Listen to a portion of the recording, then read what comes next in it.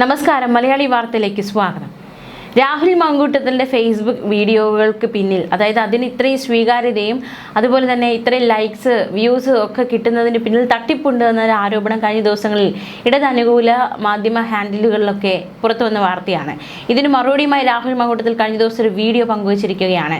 തിരഞ്ഞെടുപ്പ് പ്രചാരണ വീഡിയോകൾക്ക് കിട്ടിയ റെക്കോർഡ് കാഴ്ചക്കാരും പ്രതികരണങ്ങളും പണം നൽകി വാങ്ങിയതാണെന്ന ഇടത് സൈബർ ഹാൻഡിലുകളുടെ ആരോപണങ്ങൾക്ക് കടുത്ത ഭാഷയിലാണ് രാഹുൽ മാങ്കൂട്ടത്തിൻ്റെ മറുപടി.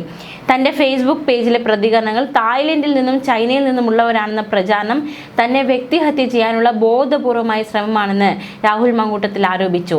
തിരഞ്ഞെടുപ്പിന് തലേ ദിവസം പിണറായി സർക്കാരിന്റെ 10 വർഷത്തെ ഭരണം ഓർമ്മപ്പെടുത്തിക്കൊണ്ട് പങ്കുവച്ച വീഡിയോയെ കേന്ദ്രീകരിച്ചായിരുന്നു പ്രധാന ആരോപണം.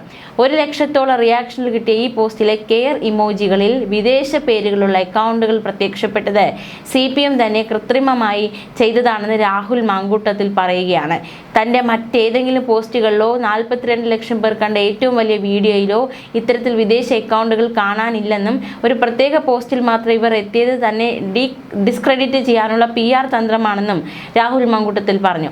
രമേശ് ചെന്നിത്തലയെ ഉൾപ്പെടെ ഇത്തരത്തിൽ മുൻപ് ചാപ്പ കുത്താൻ ശ്രമിച്ചിട്ടുണ്ടെന്നും രാഹുൽ ഓർമ്മിപ്പിച്ചു. അത്തരത്തിലാണ് രാഹുൽ മാങ്കൂട്ടത്തിൽ തൻ്റെ ഫേസ്ബുക്ക് പേജിലൂടെ ആ മറുപടി നൽകിയിരിക്കുന്നത്. മാത്രമല്ല, മുഖ്യമന്ത്രി പിണറായി വിജയന്റെ വോട്ടർമാർക്ക് നന്ദി അറിയിച്ചുകൊണ്ടുള്ള പോസ്റ്റിലെ റിയാക്ഷനുകൾ ചൂണ്ടിക്കാണിച്ചാണ് രാഹുൽ മാങ്കൂട്ടത്തിൽ മറുപടി നൽകിയിരിക്കുന്നത്.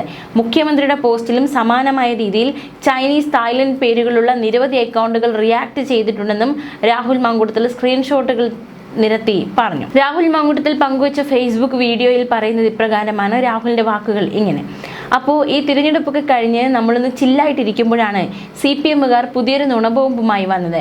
അതുകൂടി നിർവീര്യമാക്കിയിട്ട് അങ്ങ് പോകാമെന്ന് വിചാരിച്ചു. തിരഞ്ഞെടുപ്പ് കഴിഞ്ഞിട്ട് റിലാക്സ്ഡ് ആയി ഇരിക്കുമ്പോഴാണ് തൻ്റെ ചില സുഹൃത്തുക്കൾ CPMനെ കുറിച്ച് സൈബർ ക്രിമികീടങ്ങൾ അവർ ഫേസ്ബുക്കിൽ വളരെ ഓർഗനൈസ്ഡ് ആയിട്ടുള്ള ഒരു പ്രചരണം നടത്തുന്നതായി തൻ്റെ ശ്രദ്ധയിൽപ്പെടുത്തിയത്. എന്താ സംഭവമെന്ന് വെച്ച് കഴിഞ്ഞാൽ, തിരഞ്ഞെടുപ്പുമായി ബന്ധപ്പെട്ട് നമ്മൾ ചെയ്ത ആ വീഡിയോസിന് കിട്ടിയ മില്യൺ കണക്കിന് വ്യൂവർഷിപ്പും അതുപോലെ ലക്ഷക്കണക്കിന് റിയാക്ഷൻസും ഒക്കെ നമ്മൾ പൈസ കൊടുത്ത് വാങ്ങിയതാണ്. അത് തായ്ലൻഡിൽ നിന്നും ചൈനയിൽ നിന്നുമൊക്കെ വന്ന ലൈക്കുകളാണ്. നമുക്ക് അവിടെയും പിടിയുണ്ടെന്നൊക്കെ പറഞ്ഞിട്ടാണ് റിയാക്ഷൻസ്. അവരുടെ ഒരുതരം മോങ്ങലാണ്. അതുകൊണ്ട് ഞാൻ അധികം മൈൻഡ് ആക്കാൻ ഉദ്ദേശിച്ചിട്ടില്ല. സാധാരണ ക്രിമികീടങ്ങൾക്ക് മറുപടി കൊടുക്കാറുമില്ല. അങ്ങനെയൊക്കെ ഇരിക്കുമ്പോഴാണ് കഴിഞ്ഞ ദിവസം വൈകുന്നേരം 4 മണിക്ക് ശേഷം മലയാളത്തിലെ മുഖ്യധാര മാധ്യമ സ്ഥാപനങ്ങളെല്ലാം ഓൺലൈൻ പ്ലാറ്റ്ഫോമിൽ ഇത് വാർത്തയായിട്ട് വന്നത്. എല്ലാ ചാനലിലും കാണുമല്ലോ ഈ നുഴഞ്ഞു കയറി ഏതെങ്കിലും ഒരു സൈബർ ക്രിമികീടം. അവർ ചെയ്ത പണിയായിരിക്കാം. ബോധ്യപ്പെട്ട ചാനലുകളെല്ലാം വാർത്ത പിൻവലിച്ചു. ഇപ്പോഴും ആ വാർത്ത കിടക്കുന്നത് ഒന്ന് കൈരളിയിലും പിന്നെ കൈരളി പ്രോമാക്സ് ആയ ന്യൂസ് മലയാളത്തിലുമാണ്. കൈരളിയിൽ വരുന്നതെല്ലാം സത്യമായതുകൊണ്ട് മറുപടി പറയേണ്ട കാര്യമില്ല. ഈ ന്യൂസ് മലയാളത്തിന്റെ പ്രത്യേകത പറയാം. ഇത്തരത്തിൽ കൃത്രിമമായിട്ട് വ്യൂവർഷിപ്പ് ഉണ്ടാക്കി യൂട്യൂബിൽ വന്നതിന്റെ പേരിൽ യൂട്യൂബ് 2 ദിവസം ബാൻ ചെയ്ത ചാനലാണ് ഈ മാധ്യമ സ്ഥാപനം. അപ്പോൾ അതുകൊണ്ട് അവർക്ക് ഇതിനെ പറ്റിയൊക്കെ പറയാൻ നല്ല യോഗ്യതയുണ്ട്. അതൊക്കെ പോട്ടെ.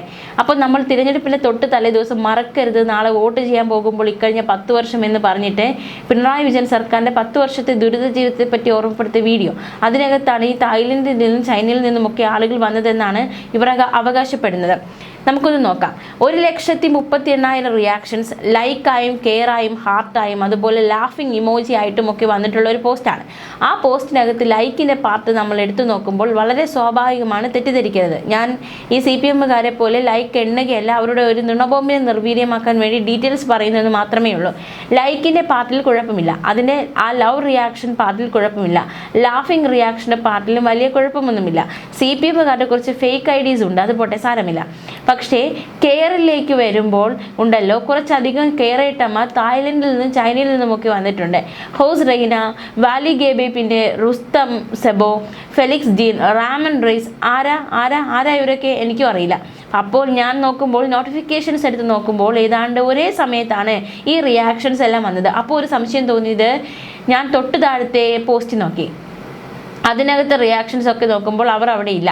അതിന് തൊട്ട് താഴത്തെ പോസ്റ്റ് എടുത്ത് നോക്കി, ശ്രീമതി ശോഭാ സുരേന്ദ്രൻ പണം കൊടുത്തതുമായി ബന്ധപ്പെട്ട പോസ്റ്റ്, അവിടെയും ഈ ചങ്ങാതിമാരില്ല. അതിന് താഴെ CPMകാർ സ്വർണം കട്ടതിനെ പറ്റി എഴുതി പോസ്റ്റ് ഇട്ടു. ആ പോസ്റ്റിനകത്ത് ഈ ചങ്ങാതിമാർ ആരും വന്നില്ല. അതിന് താഴെ വയനാട് ഫണ്ട് കളക്ഷനെ പറ്റി പോസ്റ്റ് ഉണ്ട്, ഇരുണ്ട കാലത്തെ പറ്റി പോസ്റ്റ് ഉണ്ട്, നമ്മുടെ ഈസ്റ്റർ ആശംസയുണ്ട്, പിന്നെ വയനാട് ഫണ്ട് കളക്ഷൻ സർക്കാർ അടിച്ചു മാറ്റിയതിനെ പറ്റി പിന്നെയും പോസ്റ്റുകളുണ്ട്, പിന്നെ SDPI CPM ധാരണയെ പറ്റി പോസ്റ്റ് ഉണ്ട്. ഈ പോസ്റ്റുകളിലൊന്നും പോട്ടെ, ഏറ്റവും റിയാക്ഷൻസ് ഉണ്ടായ 2,10,000 ആളുകൾ റിയാക്ട് ചെയ്യുകയും ഏതാണ്ട് 42 ലക്ഷം ആളുകൾ കാണുകയും ചെയ്ത പോസ്റ്റ് എടുത്ത് ഞാൻ വളരെ വിശദമായിട്ട് നോക്കി. അവിടെ നമ്മുടെ ഈ ചൈനക്കാരും തായ്ലൻഡുകാരും ഒന്നും വന്നിട്ടില്ല. അവർക്ക് എന്തോ അങ്ങോട്ടേക്ക് സ്വന്തം മാത്രം വിസ കിട്ടിയില്ല എന്നാണ്. അപ്പോൾ ഒറ്റ പോസ്റ്റ് മാത്രമേ വന്നിട്ടുള്ളൂ. അപ്പോൾ ഒരു കാര്യം നിങ്ങൾക്ക് മനസ്സിലായില്ലേ, CPM-കാർ ഏതൊക്കെയോ ഗ്രൂപ്പുകളിലേക്ക് ഇത് പ്രചരിപ്പിച്ചിട്ട് അപ്പോൾ അവരെ വളരെ കൃത്രിമമായിട്ട് നമ്മളെ ഡിസ്ക്രെഡിറ്റ് ചെയ്യുക. CPM-ന്റെ ഒരു പ്രധാനപ്പെട്ട പ്രചാരണ രീതിയാണ് ഡിസ്ക്രെഡിറ്റ് ചെയ്യുക. പറയുന്ന ആളെ ഡിസ്ക്രെഡിറ്റ് ചെയ്താൽ പറയുന്ന കാര്യത്തിൻ്റെ ആശയത്തിൻ്റെ ഒരു കാമ്പ് പോകും എന്നാണ് അവർ വിചാരിക്കുന്നത്. നിങ്ങൾ ഓർക്കുന്നില്ലേ, നമ്മുടെ ശ്രീ രമേശ് ചെന്നിത്തലയെ ഇവർ ഒരു കാലം മുഴുവൻ സംഘി ചാപ്പ കുത്തുകയായിരുന്നു. ശ്രീ രമേശ് ചെന്നിത്തല എപ്പോഴെങ്കിലും സംഘപരിവാറിന് ഒരു മൃദു സമീപനമെങ്കിലും കാണിച്ചിട്ടുള്ള ഒരാളല്ല.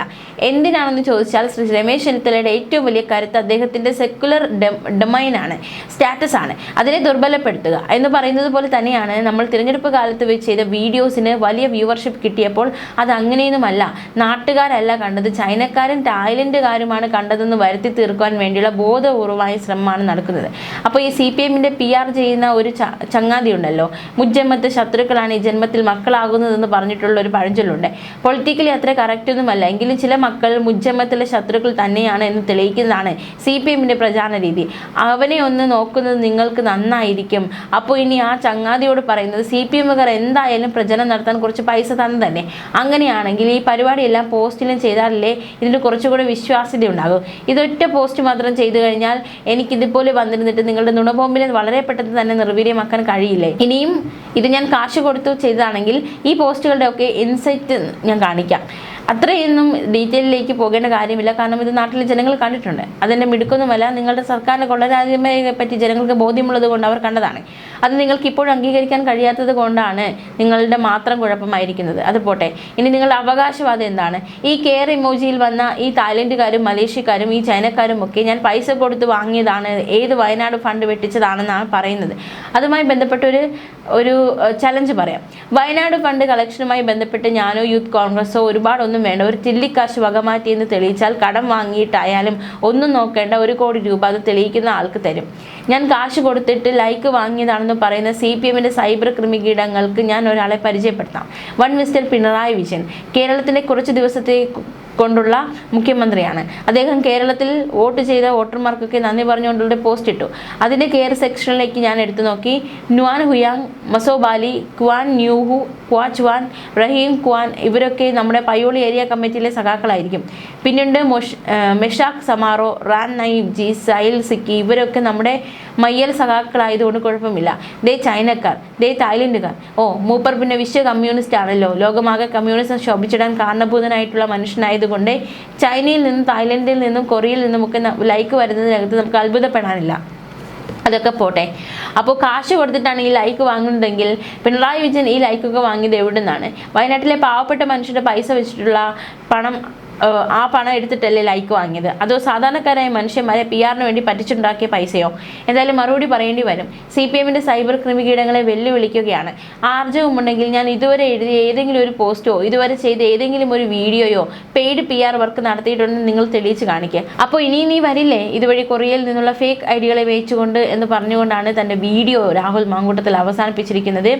അതായത് തൻ്റെ ഫേസ്ബുക്ക് പോസ്റ്റിന് ഇത്തരത്തിൽ ഫേക്ക് കമൻറ്റുകൾ, ഫേക്ക് റിയാക്ഷൻസ് വന്നിട്ടുണ്ട് എങ്കിൽ മുഖ്യമന്ത്രി പിണറായി വിജയൻ്റെ പോസ്റ്റിനും അത്തരത്തിലുള്ള ഫേക്ക് റിയാക്ഷൻസ് വന്നിട്ടുണ്ട് എന്ന് പറഞ്ഞുകൊണ്ടാണ് രാഹുൽ മാങ്കൂട്ടത്തിൽ ഇതിന് മറുപടി നൽകുന്നത്. ചില സൈബർ ക്രിമികീടങ്ങൾ ചെയ്ത പണിയാണ്, അല്ലാതെ തനിക്ക് താൻ ചെയ്തതല്ല, മറിച്ച് CPM-കാർ തന്നെ ചെയ്തതാണ് ഈ പണി എന്നാണ് രാഹുൽ മാങ്കൂട്ടത്തിൽ പറഞ്ഞു വയ്ക്കുന്നത്. എന്തായാലും കൃത്യമായ മറുപടിയാണ് രാഹുൽ മാങ്കൂട്ടത്തിൽ നൽകിയിരിക്കുന്നത് ഈ വിഷയത്തിൽ. ന്യൂസ് ഡെസ്ക് മലയാളി വാർത്ത.